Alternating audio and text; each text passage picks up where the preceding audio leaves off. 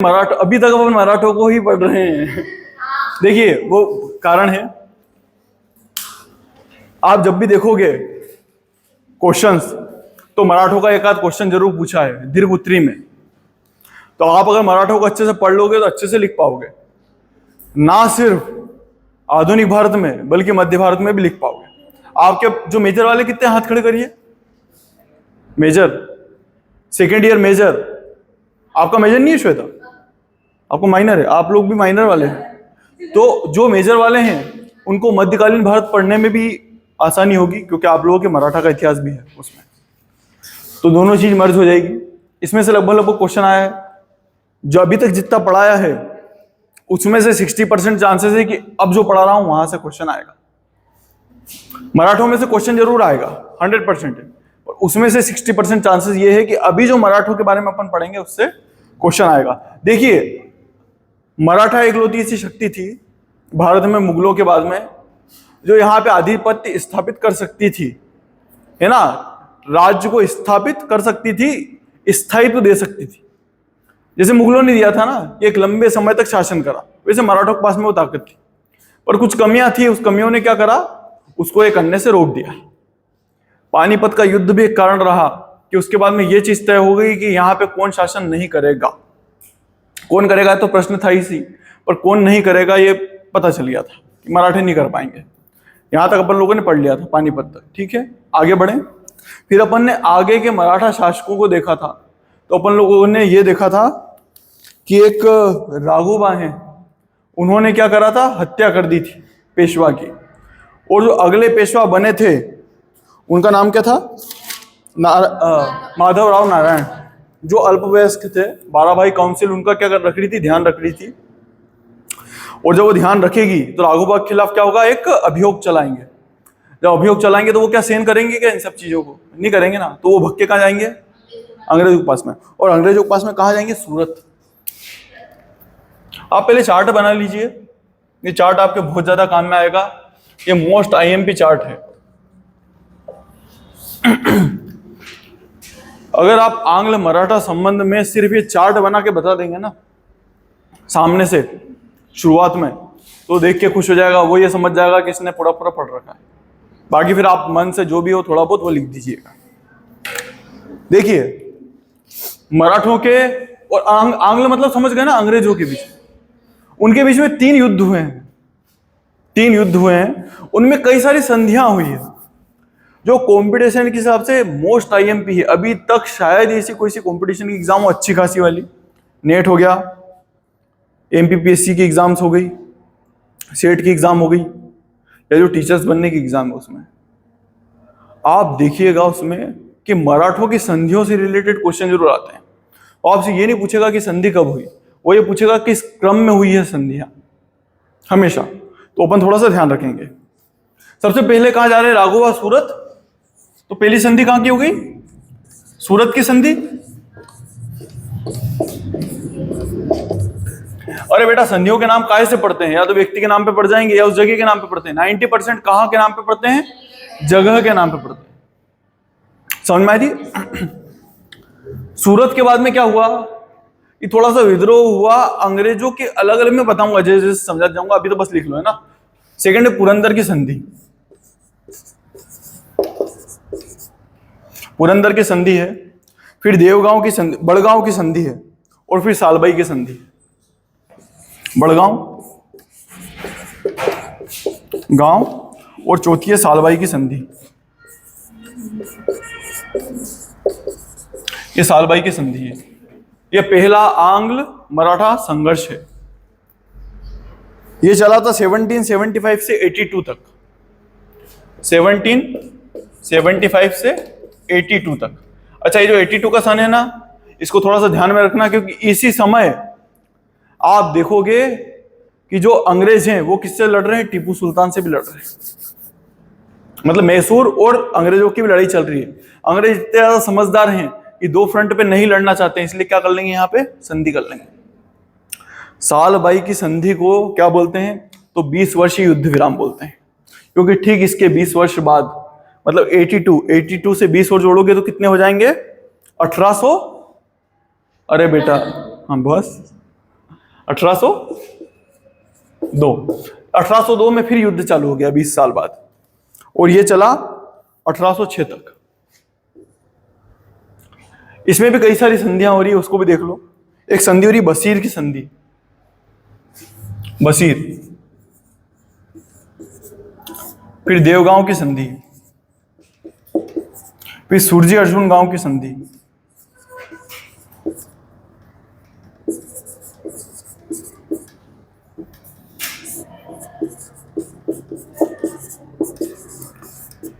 सुरजी अर्जुन गांव की संधि, और फिर सालबाई राजघाट की संधि, राजघाट की संधि। ये क्या है? द्वितीय आंग्ल मराठा संघर्ष, द्वितीय जब युद्ध हुआ। फिर तीसरा युद्ध फिर हो रहा है 1816 से 1818 तक। इसमें एक तो पुणे की संधि है, पूना की संधि, दूसरी है ग्वालियर की संधि, और तीसरी है मंदसौर की संधि। जहां ये अपना वाला मंदसौर, ये जो मंदसौर है ना पास, वहां की संधि। ऐसा हुआ था कि जो होलकर थे, यशवंत राव होलकर, उन्होंने अपनी राजधानी क्या बना ली थी? भानपुरा। वो भानपुरा में उन्होंने सैन्य ठिकाना बनाया और संघर्ष जारी रखा। जब वो संघर्ष जारी रखेंगे, वो मंदसौर से रखेंगे, तो मंदसौर पे आक्रमण होना रहा। जब आक्रमण होगा तो संधि भी कहाँ की होगी? मंदसौर की संधि, क्योंकि उनकी राजधानी क्या थी? मंदसौर बना रखी थी, भानपुरा बना रखी थी। यहां तो कोई डाउट है नहीं है? इसका क्रम याद रखना, इसका क्रम बहुत ज्यादा इंपॉर्टेंट है, और इसका सन बहुत ज्यादा इंपॉर्टेंट है, 1782, क्योंकि इसको 20 वर्षीय क्या बोलते हैं? युद्ध विराम बोलते हैं। यहां पे जो गवर्नर जनरल है उनके भी नाम लिख लो। इस समय गवर्नर जनरल था वॉरेन हेस्टिंग्स।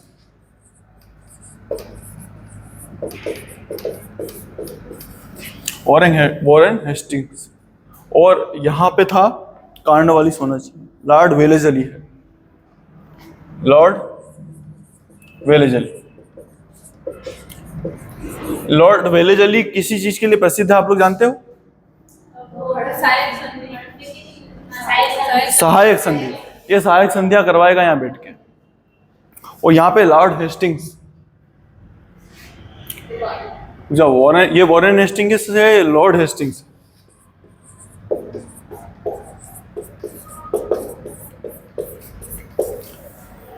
यहां तक कोई डाउट है?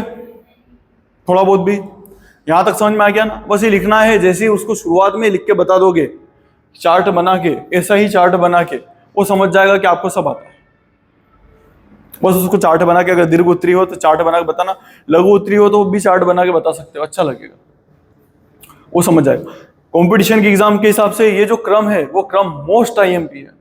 मैं फिर बता रहा हूं, बार बार ये क्रम पूछा गया है, ये दे देंगे, ये दे देंगे, और इसमें से कोई सी संधि दे देंगे कि इनमें से कौन सी पहले कौन सी बाद में, तो अपने को बताना आना चाहिए। आगे बढ़े।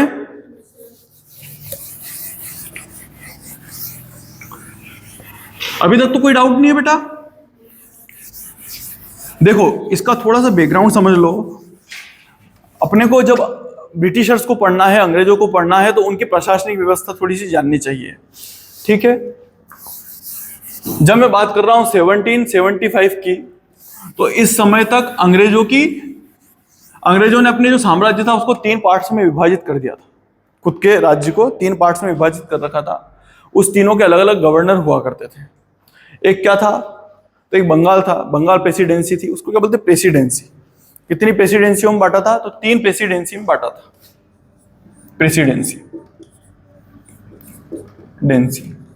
और 3 प्रेसिडेंसी कौन सी थी? एक तो बंगाल, दूसरी प्रेसिडेंसी कौन थी? बंबई, और तीसरी कौन सी थी? तो मद्रास। ठीक है, समझ में आ रही बात? 3 प्रेसिडेंसी, मतलब ये भारत है ना, अगर ये मान लीजिए भारत है, ऐसा ही कुछ दिखता है।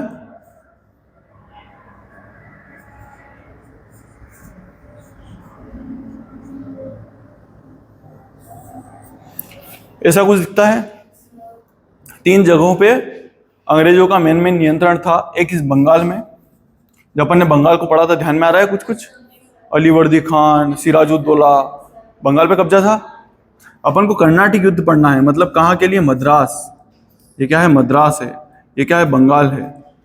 और यहाँ पे क्या है? बंबई है। बंबई याद आया? काय में मिला था बंबई? दहेज में। याद में आ रहा हो तो कुछ 1661 या 1761 ऐसे कुछ, शायद 1661 है ना, उसमें मिला था कुछ 10 पाउंड के बदले, वही कुछ। ये 3 प्रेसिडेंसी है। और सबसे ज्यादा पैसा कहां से आता है? सबसे ज्यादा इंपॉर्टेंट प्रेसिडेंसी कौन सी है? तो कौन सी है? बंगाल। मतलब मैंने आपको 3 प्रेसिडेंसी बताई, और उसकी हेड कौन है? मुख्य कौन है? मुख्य। यहां का गवर्नर क्या है? गवर्नर जनरल कहलाता है। यहां सब कौन है? गवर्नर है। यहां गवर्नर, यहां गवर्नर, यहां पे कौन है? Governor general. मतलब अगर तीनों में से कभी कॉन्फ्लिक्ट ऑफ इंटरेस्ट हुआ, मतलब आपकी माने आपकी माने आपकी माने, तो किसकी मानेंगे? गवर्नर जनरल कहां का है? बंगाल का। समझ में आई बात? कोई डाउट है बेटा? पर इसके ऊपर भी एक जगह है, वो क्या है? बोलो बेटा, क्या है? क्या हो सकता है इसके ऊपर? हाँ बिल्कुल सही, क्वीन का शासन तो नहीं है, पर इंग्लैंड। अरे भाई ये लोग कहां से आए? ब्रिटेन से आए, तो ब्रिटेन की बात तो मानेंगे। तो वहां पे क्या चलता है? कोर्ट ऑफ डायरेक्टर्स चलता है, COD, कोर्ट ऑफ डायरेक्टर्स। इन सब के ऊपर है कोर्ट ऑफ डायरेक्टर्स। मतलब ये वो समूह है जो इस कंपनी को कहां बैठे बैठे चलाते हैं? तो इंग्लैंड। आपके यहाँ पे बहुत सारी वो खुली हुई है ना फैक्ट्रीज वगैरह, कोई सी भी चीज, तो मालिक आता है क्या हमेशा? यहीं बैठा रहता है क्या? नहीं बैठा रहता। मालिक कहाँ रहता है? एक जगह बैठा रहता है उसके ऑफिस में, वहां से वो पूरी की पूरी उसकी जितनी कंपनियां वो सब चलाता है। तो इनके मालिक कहाँ बैठे हुए हैं? इंग्लैंड में। और इंग्लैंड में जो इन्होंने कमिटी बना रखी है, पूरे कॉलेज को चलाना है, तो सब मिलके चलाते हैं क्या? नहीं, कुछ लोग मिलके चलाते हैं ना, कुछ लोगों को अलग अलग काम बांट देते हैं अपन। तो वो क्या है? COD, कोर्ट ऑफ डायरेक्टर्स है। ये सबसे ऊपर है। यहां तक बात समझ में आई बेटा? कोई डाउट तो नहीं है ना? 3 प्रेसिडेंसी, सबसे मुख्य प्रेसिडेंसी बंगाल है। इन तीनों को बंगाल की बात माननी पड़ती है। बंगाल से ऊपर कौन है? COD है, कोर्ट ऑफ डायरेक्टर्स। अब क्या हुआ? जैसे ही ये लोग जाएंगे, जैसे ही कौन सूरत की संधि हो रही है। सूरत की संधि किस किसके बीच में हो रही है? एक तो कौन है? राघोबा।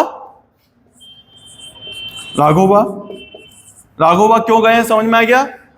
और दूसरे कौन है? बंबई प्रेसिडेंसी।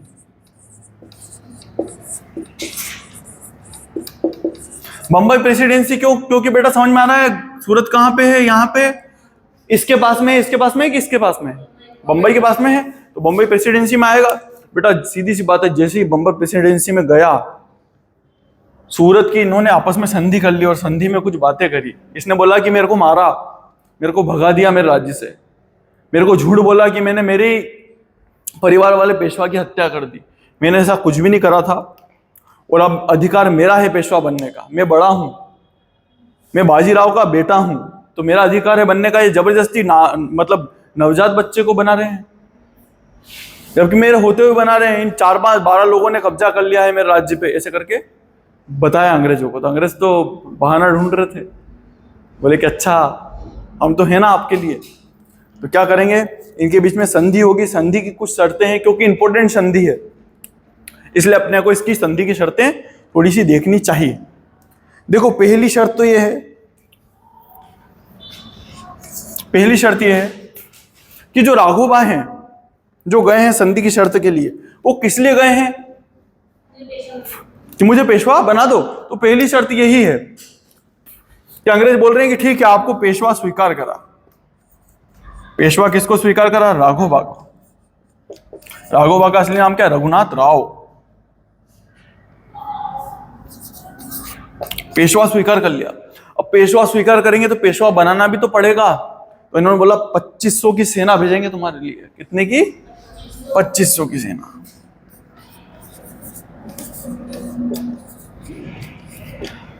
अब 2500 की सेना भेजोगे तो अंग्रेजों को कुछ तो चाहिए। तो उन्होंने बोला कि हमको सालसेट और बसीन दोनों चीजें चाहिए। सालसेट बंदरगाह भी है और बसीन बंदरगाह भी है। तो अंग्रेजों ने क्या मांगा? सालसेट सेट और बसीन बंदरगाह, ये 2 बंदरगाह की मांग करी। समझ में आ रहा है बेटा? कोई डाउट तो नहीं है? पक्का? कोई भी डाउट हो तो पूछ सकते हो, यहां तक कोई डाउट तो नहीं है? राघोबा अंग्रेजों से जाके हेल्प मांगेंगे, अंग्रेज तो इस फिराक में थे कि यार कैसे अपन जाके ना इंटरफेयर करें मराठों में, क्योंकि वो खुद मराठे परिवार से है, तो आराम से इंटरफेयर कर सकते हो। जैसे अगर आपके घर में कोई झगड़ा हो जाए, मेरे को आप लोगों को परेशान करना हो, तो आप लोगों में से एक को चुनूंगा ना मैं, इसके घर से कोई आ जाए मेरे से हेल्प मांगने के लिए, तो उसके बहाने मारूं, ताकि दुनिया को तो ये लगे ना क्या इसके परिवार वालों से ही तो आया था। इसलिए और भी कुछ शर्तें हैं। सूरत भड़ोच के आए चाहिए इनको, सूरत और भड़ोच के आए की आए,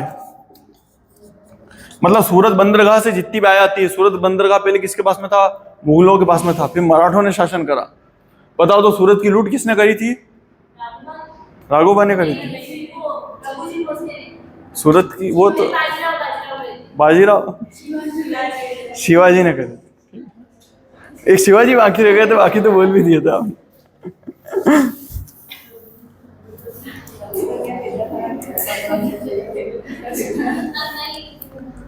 और भी कुछ समझो संधियां, मतलब कुछ इसकी टोटल 16 शर्तें थी।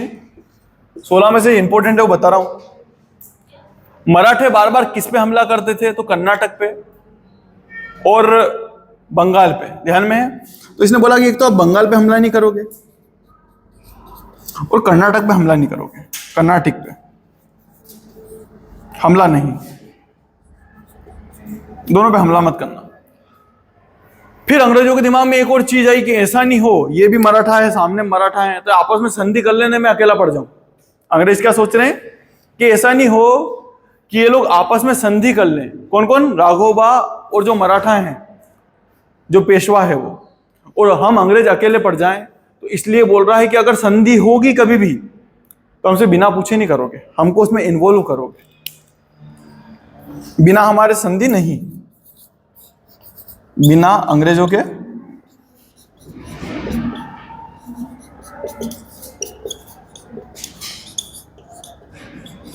संधि नहीं की जाएगी। यहां तक समझ में आया? कोई डाउट है क्या?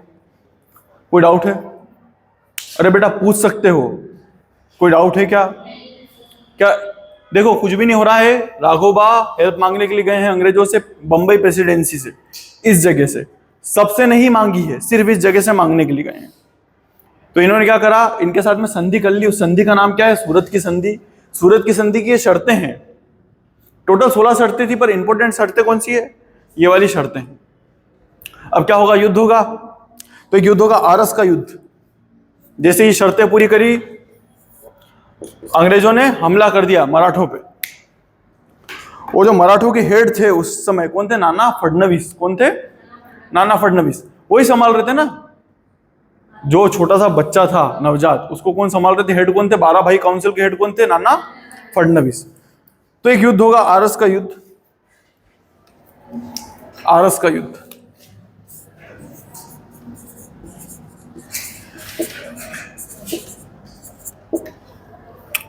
और आरस के युद्ध के बाद में अंग्रेजों को पता चल जाएगा कि मराठे मजाक नहीं। मराठों ने इतना तगड़ा जवाब दिया था अंग्रेजों का, इतना अच्छा जवाब दिया था कि इनके होश उड़ गए थे इस आरस के युद्ध के बाद में। यहां तक कि बंबई प्रेसिडेंसी उस समय बोलती है कि इनके चक्कर में अपने पास जो साम्राज्य है ना वो भी खो देंगे, मराठों से मत लड़ो। ये चीज कौन बोलेगी? नहीं, बंबई प्रेसिडेंसी तो लड़ रही, सॉरी मेरे मुंह से निकल गया, कलकत्ता प्रेसिडेंसी बोलेगी, क्योंकि बंबई तो लड़ ही रही है ना। तो कलकत्ता प्रेसिडेंसी क्या करेगी? इस आरस के युद्ध के बाद में समझौता कर लेगी और एक संधि हो रही है, पुरंदर की संधि। कौन सी संधि? पुरंदर की संधि।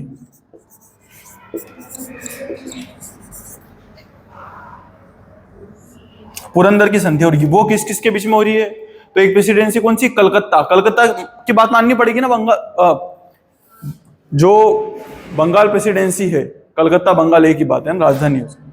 जो बंगाल प्रेसिडेंसी उसकी मुंबई बात मानेगा कि नहीं मानेगा? मानना पड़ेगा ना। तो इस जगह पे क्या है? एक तरफ कौन है? तो बंगाल प्रेसिडेंसी है और दूसरी तरफ कौन है? नाना फडणवीस। अब बताओ, बंबई को बात माननी पड़ेगी, युद्ध रोकना पड़ेगा।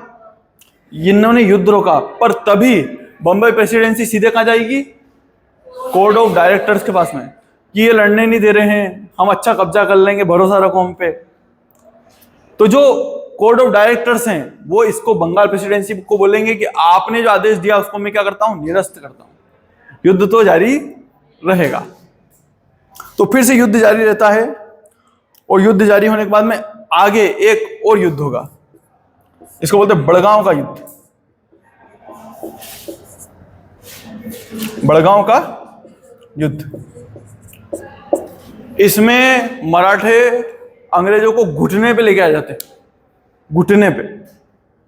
इतना भयंकर युद्ध था कि इस संधि में, पुरंदर की संधि में तो कुछ लाभ भी हो रहा था, किसको, अंग्रेजों को। इस संधि में तो हानि होगी, बड़गांव की संधि में इनको हानि होगी, ये हाथ खड़े कर देंगे, मराठे इतनी तीखी प्रतिक्रिया देंगे। पर एक घटना होगी, बड़गांव का युद्ध, बड़गांव की संधि, गांव की संधि, बड़गांव की संधि होने वाली थी, और कोर्ट ऑफ डायरेक्टर्स ने और कलकत्ता प्रेसिडेंसी ने, बॉम्बे प्रेसिडेंसी, तीनों ने मना कर दिया। बोले कि अगर संधि करेंगे भी सही तो लाभ के लिए करें, यहां व्यापार के लिए आए थे ना भाई, उनका देश थोड़ी है कि वो बिना लाभ के कुछ और सोचें। समझ में आ रही है बात? अब ऐसे में क्या करेंगे वो लोग? तो एक उनका बहुत महान जनरल है, गोयार्ड। क्या नाम है? गोयार्ड।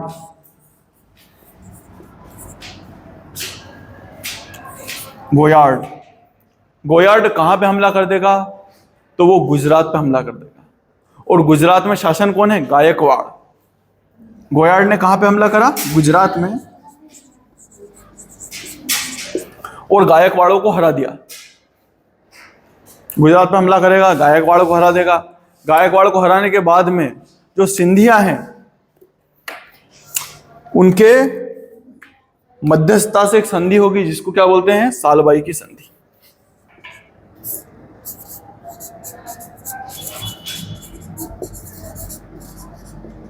और ये संधि किसके मध्यस्थता से हो रही है? तो सिंधिया के। फिर से समझाऊंगा, समझ लेना। सिंधिया की मध्यस्थता।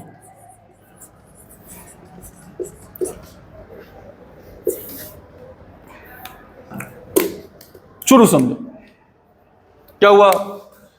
राघव भाई हेल्प मांगने के लिए कहां गए? सूरत। सूरत गए। कौन सी प्रेसिडेंसी से हेल्प मांगी? बंबई। यहां तक कोई डाउट है? ये शर्तें रखी, बोले कि हाँ, दोनों ने साइन कर दिए, युद्ध चालू हुआ। पहला युद्ध कौन सा था? आरस का युद्ध। आरस के युद्ध में पहले ही पता चल गया अंग्रेजों को कि मराठे मजाक नहीं है, तो इन्होंने क्या संधि करना चाहिए?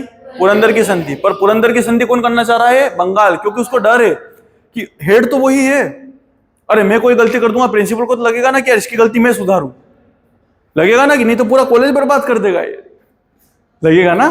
तो बस वैसे ही जो बंगाल प्रेसिडेंसी है उसको डर है कि पुरंदर, ये जो आरस का युद्ध हुआ उसका पूरा साम्राज्य ही खत्म ना हो जाए, इसलिए पुरंदर की संधि कर रहे किससे? नाना फडणवीस। तभी बंबई प्रेसिडेंसी कहा जाएगी कोर्ट ऑफ डायरेक्टर्स के पास में, और वो संधि क्या कर देंगे? रद्द।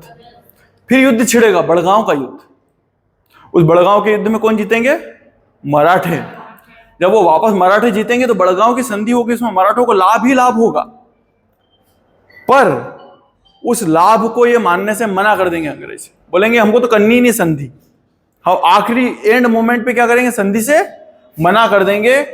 उसी समय एक गोयार्ड नाम का जनरल है, वो किस पे कब्जा कर लेगा? गुजरात पे।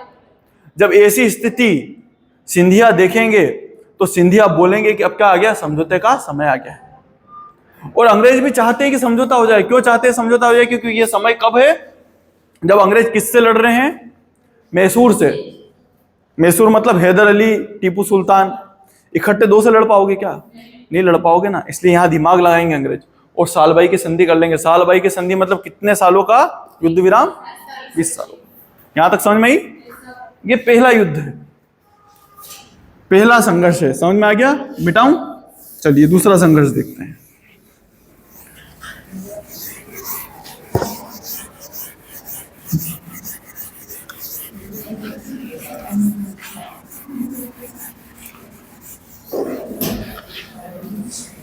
दूसरे संघर्ष तक बैकग्राउंड देख लीजिए। दूसरे संघर्ष तक मैसूर पूरी तरीके से हार चुका है। अब अंग्रेजों के पास में सिर्फ एक ही समस्या नजर आती है, वो कौन है? मराठे। बाकी उन्होंने पूरे देश को रोंद के रख दिया है।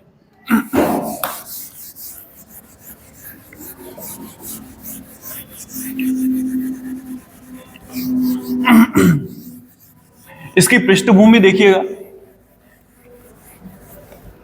सन क्या है?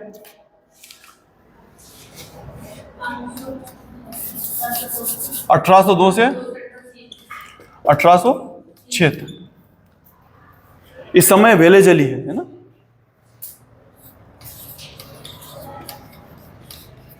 इसके दिमाग में यही चीज चलती रहती थी, सहायक संधि करवा लो, इससे करवा लूं, उससे करवा लूं। समझ रहे हो ना? कुछ जैसे सबका अपना अपना नेचर रहता है, सबके अपनी अपनी नीतियां रहती है। मैं आया तो मेरे दिमाग में यहाँ क्लास चालू करवा दूं, वहां क्लास चालू करवा दूं, ये करवा दो, वो करवा दो। वो नेचर में है, सबका अपना अपना नेचर रहता है ना। तो इसका नेचर है वेले जली का कि यहाँ सहायक संधि कर लूं, इससे कर लूं, यहाँ कब्जा करूं। वो इसके नेचर में है। सहायक संधियां करवाने का शौक था इसको, इसने नीति भी लागू करी थी। तो अब ये भी चाहेगा ना कि मराठों से भी यही करवाएं, तो उसके लिए कोशिश करेगा। पर उसका पहले हमको बैकग्राउंड देखना पड़ेगा।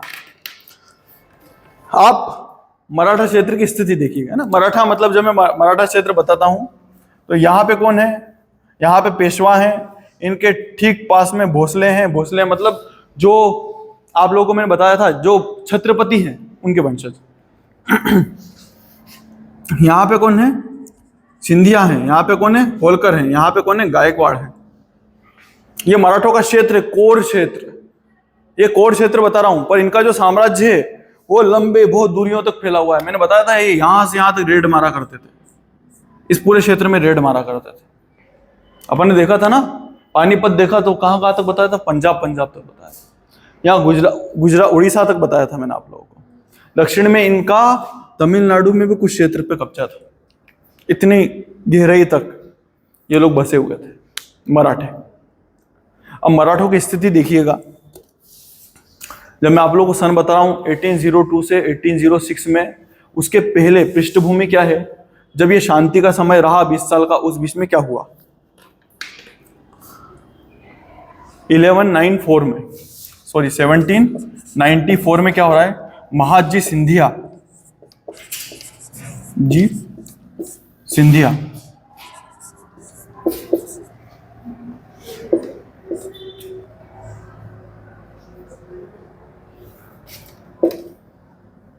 ये महादजी सिंधिया हैं। इन्होंने ही समझौता करवाया था और इनकी क्या हो गया? मृत्यु। महादजी सिंधिया का क्या हो गया?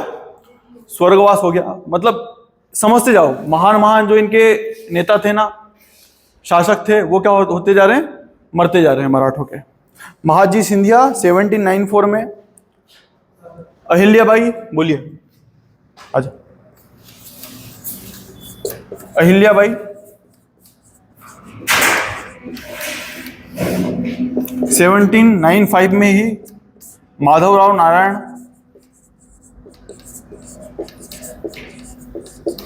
और 1800 मतलब 1800 में नाना फडणवीस।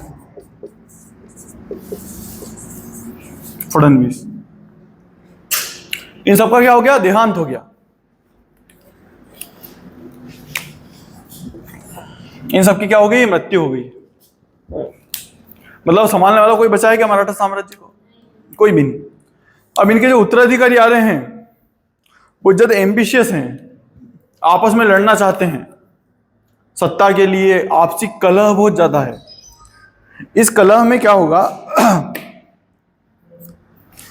अगला जो शासक, अच्छा ये जो है ना माधवराव नारायण, जो पेशवा बना था, जो छोटा सा बच्चा था, बेटा बाहर जाके बात करो आप। इंपॉर्टेंट बात हो तब भी बाहर जाकर कर लो, यहां मत करो, है ना। माधवराव नारायण जो पेशवा बना है, वो पेशवा आत्महत्या करेगा। और उस आत्महत्या का कारण क्या है? वही 12 भाई काउंसिल है। अब उनकी आदत पड़ गई उसको रोक टोक करने की, जब छोटा सा था। अब वो बड़ा हो गया तब भी क्या करते हैं? उसको रोक टोक करते रहते हैं। तो ये आदमी क्या करेगा? आत्महत्या करेगा। और जब ये आत्महत्या करेगा तो जो अगला पेशवा बनेगा उसका नाम है बाजीराव द्वितीय। बाजीराव सेकेंड। यहां तक कोई डाउट है? समझ में आया? 20 साल के अंदर जो शांति थी, उस 20 साल की शांति में क्या हो रहा है वो बता रहा हूं आपको कि उस 20 साल की शांति में क्या हुआ। ये जो मेन हेड थे वो सब क्या है, मर गए हैं। अहिल्याबाई होलकर नाम सुना है, इंदौर के, वो शांत हो गए। महादजी सिंधिया शांत हो गए, स्वर्गवास हो गया। माधव नारायण ने आत्महत्या कर ली। नाना फडणवीस भी क्या हो गए, शांत हो। अब शासक कौन बन गया है, बाजीराव द्वितीय। बाजीराव द्वितीय मस्त वो षड्यंत्र रचना लोग हैं। अब ये लोग क्या करेंगे, बाजीराव द्वितीय दौलतराव सिंधिया के साथ में मिलके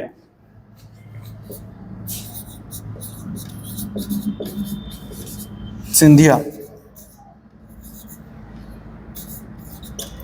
देखो ये जो पूना है ना, ये हेड है, ये मेन केंद्र है। पुणे है ना, ये क्या है, मराठों का मेन केंद्र है, क्योंकि यहां पे कौन रहते हैं, पेशवा। पेशवा हेड है, तो यहां पे इनके सामंत भी रहेंगे। सामंत मतलब जो भी इनके सरदार हैं, चाहे भोसले हो, सिंधिया हो, गायकवाड़ हो, होलकर हो, ये सब भी कहां रहते थे, पुणे में रहते थे। तो पुणे में बिठोजी होलकर हैं। कौन है, बिठोजी होलकर।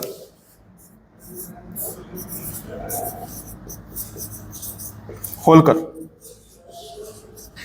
और ये जो बिठोजी होलकर हैं वो यशवंतराव होलकर, जसवंतराव होलकर के क्या हैं, भाई हैं। समझा दूंगा, वापस से समझा दूंगा ना। यशवंतराव होलकर के क्या हैं, भाई हैं। किसके भाई हैं, यशवंतराव होलकर के।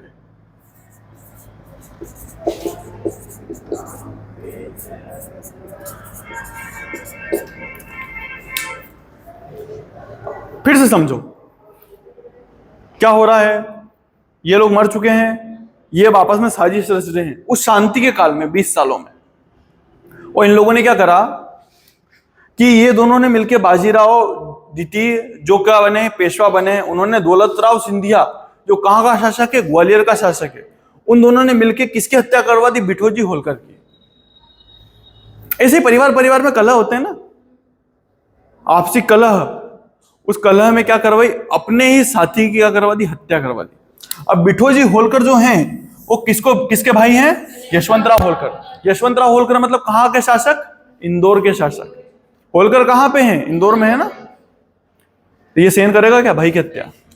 ये अपनी पूरी सेना लेके आया, कहां आया, पुणे। इसने पुणे में इन दोनों को युद्ध में हरा दिया, बाजीराव द्वितीय और दौलतराव सिंधिया को। कहानी आ गई समझ में। इन दोनों ने षड्यंत्र रच के किसकी हत्या करी, बिठोजी होलकर, जो किसके भाई हैं, यशवंतराव होलकर के। जब यशवंतराव होलकर का भाई मरेगा तो सहन करेगा क्या, ये आएगा और किसको हराएगा, दोनों को हरा देगा। दोनों को हराएगा। अब हराएगा तो इसको भगना पड़ेगा, इसके पास में जगह है। अरे दौलतराव सिंधिया के पास में जगह है ग्वालियर, पर ये कहां भागेगा, अंग्रेजों के पास में जाएगा। तो फिर से आंग्ल मराठा द्वितीय संघर्ष कैसे स्टार्ट होगा, क्योंकि बाजीराव द्वितीय कहां चला जाएगा, अंग्रेजों के पास में। ठीक है, शुरू करें।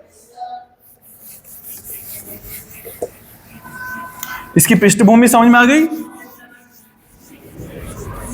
और इस बार जहां जाएगा वहां की संधि हो जाएगी। मैंने इसके पहले वाली संधि में आपको बताया था, बसीन किसको मिल गया था, बसीन किसको मिला था, अंग्रेजों को। बसीन की संधि पहले ही भगते भगते भगते भगते कहा जाएगा, बसीन जाएगा।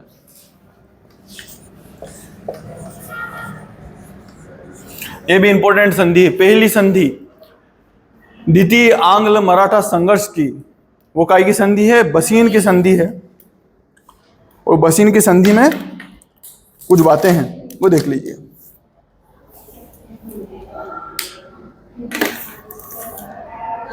अच्छा, एक और काम भी करेगा ये। जब ये कब्जा करेगा ना जसवंतराव होलकर पुणे पे, तो जसवंतराव होलकर बाजीराव द्वितीय की जगह विनायक राव को पेशवा बना देगा, उसी के परिवार वाले को, विनायक राव को। अब समस्या ये हो गई कि बाजीराव द्वितीय पेशवा बचा है क्या, नहीं बचा। इसलिए वो भक्के कहां जाएगा, मतलब वैसे भक्के तो उसको जाना ही है, जगह तो छोड़ना ही है। तो हेल्प मांगने के लिए कहा जा रहा है बसीन। वो बसीन की पहली संधि है ना, बसीन की संधि हो रही है। उस बसीन की संधि में एक तरफ कौन है,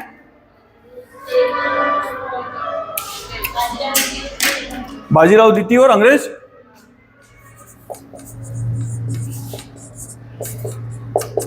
और यहाँ पे कौन है? अंग्रेज।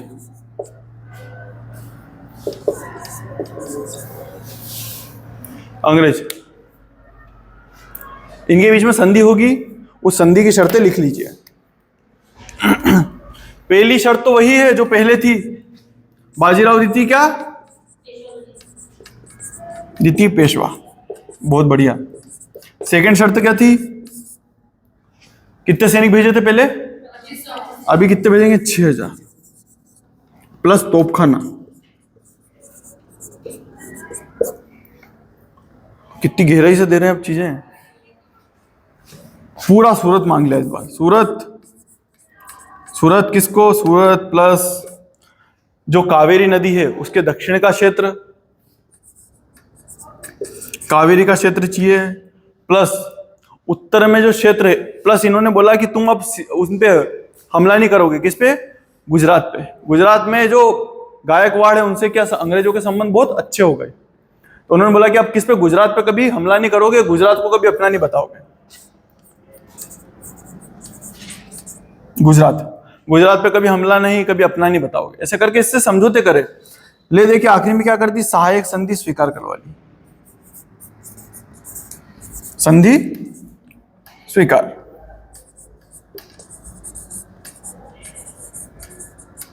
ये बहुत इंपॉर्टेंट है, बसीन की संधि।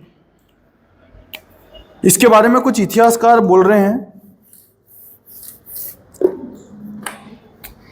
एक इतिहासकार, अच्छा आप लोग अलग अलग लिखना है ना, कि सूरत भी अंग्रेजों को प्राप्त हो गया, कावेरी के दक्षिण का तट अंग्रेजों को प्राप्त हो गया, गुजरात तो गुजरात पे अब आक्रमण नहीं करेंगे मराठे। एक और चीज भी इसमें ऐड कर लेना कि अब ये निजाम से चौथ नहीं मांगेंगे। मेन जो सबसे इंपॉर्टेंट है उसको ऐसे ब्राइटनेस करके या फिर कुछ नीचे वो अंडरलाइन करके लिखना कि सहायक संधि स्वीकार कर ली, जो सबसे बुरी चीज थी। इसके बारे में सरदेसाई महोदय ने बोला है, इतिहासकार है सरदेसाई।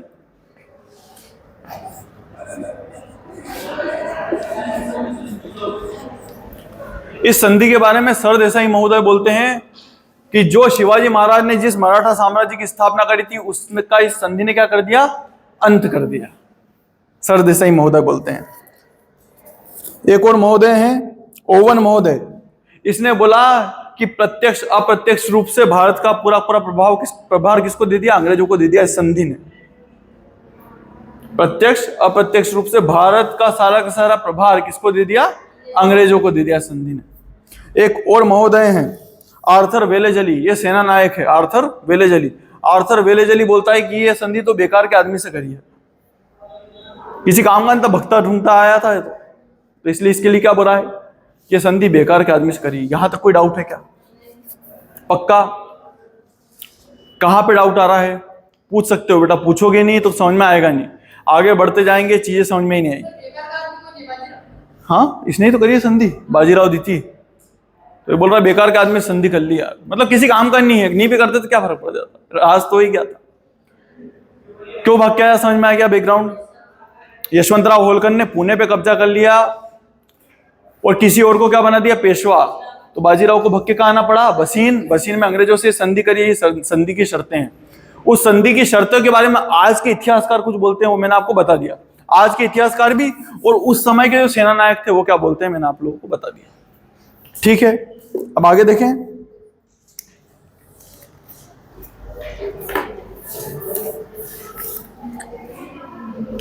दो युद्ध हो रहे हैं ना, दो युद्ध क्या, दो संधियां हो रही है। दौलतराव सिंधिया और रघुजी भोसले दोनों साथ में मिलकर युद्ध लड़ेंगे अंग्रेजों से। दौलतराव सिंधिया,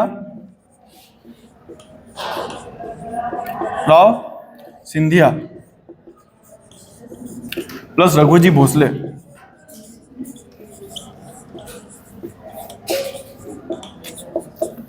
क्या हो गया? दौलतराव सिंधिया और रघुजी भोसले आप दोनों साथ में मिलकर अंग्रेजों से युद्ध लड़ेंगे।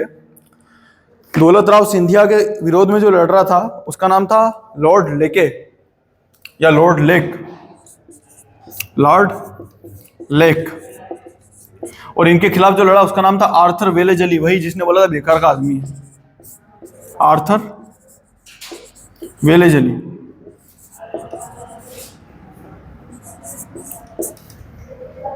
कौन जीतेगा? अंग्रेज।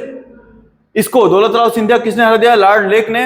रघुजी भोसले किसने हरा दिया? आर्थर वेलेजली ने। इन दोनों ने एक संधि स्वीकार करी। जो दौलतराव सिंधिया कर रहा है उसका नाम है सुरजी अर्जुन गांव की संधि। सुरजी अर्जुन गांव की संधि, गांव की संधि। ये सब संधियां जो अपन ने पहले लिखी है वो यहां पे ऐसे हो रही है ना। और रघुजी भोसले कौन सी कर रहे हैं? देवगांव की संधि की संधि। 3 संधियां हो गई। एक पेशवा ने करी हार मान के, दूसरी दौलतराव सिंधिया ने करी, और तीसरी रघुजी भोसले ने करी। बचे कौन है? बचे कौन है? देखो, भोसले हो गए, सिंधिया हो गए, पेशवा हो गए। गायकवाड़ तो पहले हाथ खड़े करके बैठे। होलकर फिर इन्होंने फिर से मजाक में ले लिया था अंग्रेजों ने। अंग्रेजों को लगा कि हरा रहे हैं तो यशवंतराव होलकर को भी हरा देंगे। वो अलग आदमी निकला, उसने इतनी कड़ी टक्कर दी इनको राजपूताना के क्षेत्र में। वो क्या करा? वो लड़ते लड़ते लड़ते लड़ते कहां तक चला गया? डींग तक। डींग किसका क्षेत्र है? तो जाटों का क्षेत्र है। मैंने सूरजमल जाट बताया था, उसके वंशज वहां पे रहते हैं। डींग भरतपुर के क्षेत्र में पड़ता है डींग। वहां पे अंग्रेजों ने 4 बार आक्रमण करा, पर चारों बार असफल रहे। जब उनको लगा कि अपन नहीं हरा पा रहे हैं किसको?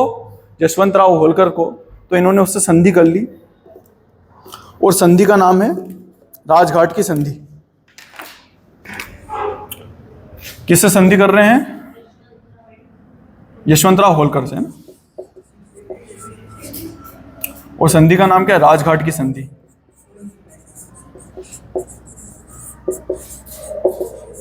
नुकसान तो हुआ था इसको, कई सारे क्षेत्र इससे लिए भी सही। संधियों के बारे में जब भी लिखो 2 शर्तें हमेशा लिखना। एक, संधि में विजित क्षेत्र वापस हो जाते हैं एक दूसरे को, अगर कुछ क्षेत्र नहीं लिया हो तो। एक, जो युद्धबंदी होते हैं ना सैनिक, उनको वापस कर देते हैं। ऐसा कुछ होता है संधियों में। सेकेंड फेज समझ में आ गया? सेकेंड फेज ने कमर तोड़ दी है मराठों की, तोड़ दी है। कुछ बचा है क्या इनके पास में? नहीं बचा ना। थर्ड फेज,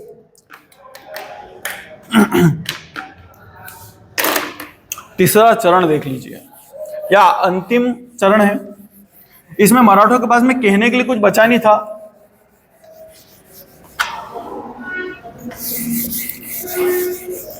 पर हाँ, मन ही मन रोता था। मतलब इन सब का मन कभी ना कभी रोया करता था। रोने का वो कारण रहा होगा कि शिवाजी महाराज के कोई वंशज रहे होंगे, कभी उन्होंने सोचा होगा कि हम बाजीराव के वंशज रहे होंगे, है ना। सिंधियाओं ने कहाँ कभी युद्ध लड़े थे बाजीराव के नेतृत्व में, होलकरों ने भी लड़े थे, अपने साम्राज्य को इतना फैलाया, और आखिरी में क्या हो गया? आपसी फूट के कारण किनके पैरों में जाके गिर गए? अंग्रेजों के। तो कहीं ना कहीं मन तो रोता होगा, क्यों नहीं रोएगा?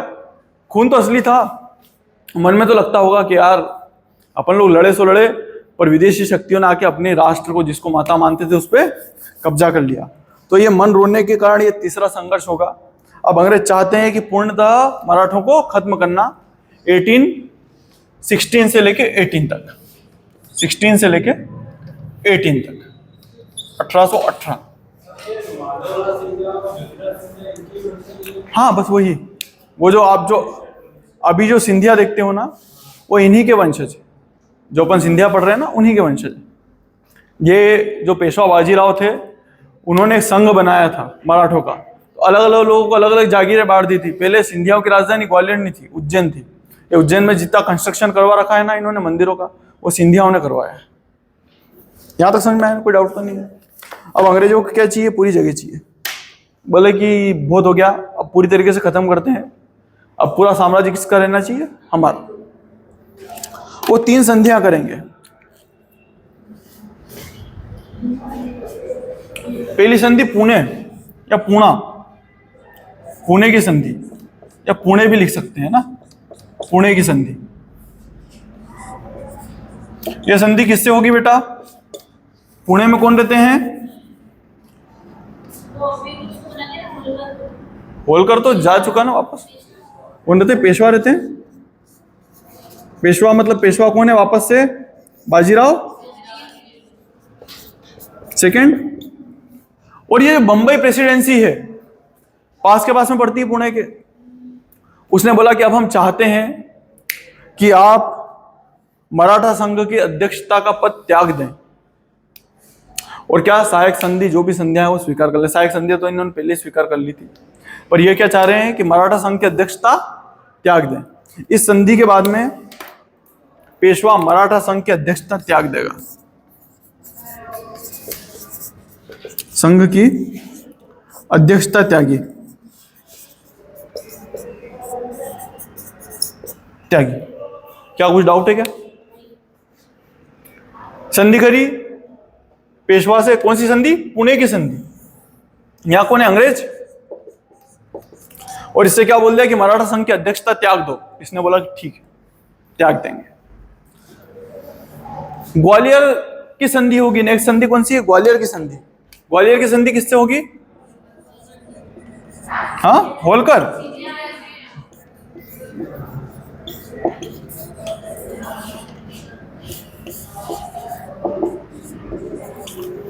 ग्वालियर की जो संधि होगी उसका एक बहुत बड़ा कारण पिंडारी है।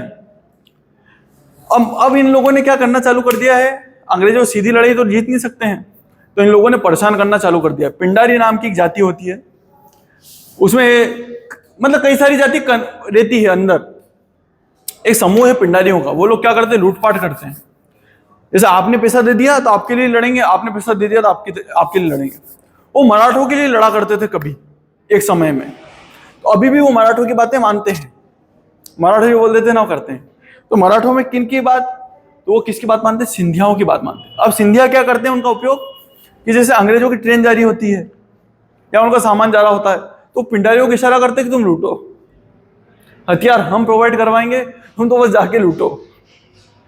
तो अंग्रेज परेशान है, पिंडारी हर दूसरे दिन लूटपाट कर रहे हैं। मध्य क्षेत्र में कभी महाराष्ट्र तरफ लूटपाट कर रहे हैं, जो राजस्थान का क्षेत्र है वहां पे लूटपाट कर रहे हैं। अंग्रेज पिंडारियों से बहुत परेशान है, और अंग्रेजों को अच्छे से पता है कि इन पिंडारियों का सपोर्ट कौन कर रहे हैं? सिंधिया कर रहे हैं। इसलिए इनसे संधि करेंगे और संधि करके पिंडारियों का दमन करेंगे। इनकी संधि में क्या होगा? पिंडारियों का दमन।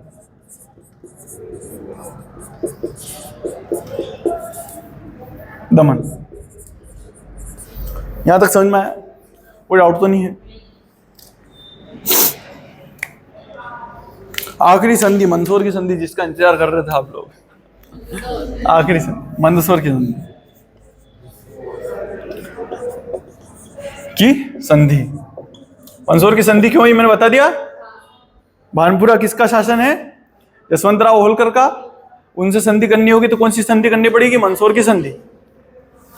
ये माने तो थे ही नहीं, पर इनको समझ में आ गया था कुछ होना करना है नहीं, इनसे सहायक संधि स्वीकार करवा ली। यहां पे कौन है? होलकर।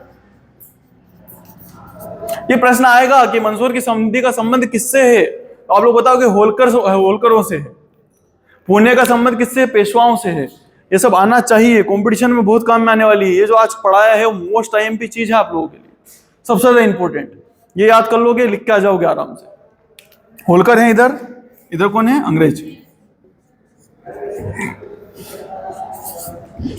अच्छा, यहाँ पे सिंधियाओं के यहाँ पे ये भी तय हो गया कि अब आपका जो ग्वालियर घराना है वहां पे भी अंग्रेजों की सेनाएं रहेगी, अंग्रेज जो अधिकारी हैं वो लोग रहेंगे। ऐसे करके आप लोग देखना कि बाद में जो सिंधिया हैं उनकी और अंग्रेजों की इतनी अच्छी बनेगी कि जब उनसे पूछा जाएगा अंग्रेजों से कि आपका बेस्ट फ्रेंडली राज्य कौन सा है भारत में, स्टेट कौन सा है, तो लोग क्या बताएंगे? ग्वालियर। ग्वालियर सिंधिया घराना। आप लोग देखना ना, 1857 की क्रांति पड़ी तब मैंने बताया था सिंधिया किसका साथ दे रहे हैं? अंग्रेजों का। बस इसे कनेक्ट करके देखो, रिलेट करके देखो उन सब चीजों को। समझ में आया? इस संधि में बोलेंगे कि राजपूताना से अपने अधिकार त्यागो, से अधिकार त्यागो।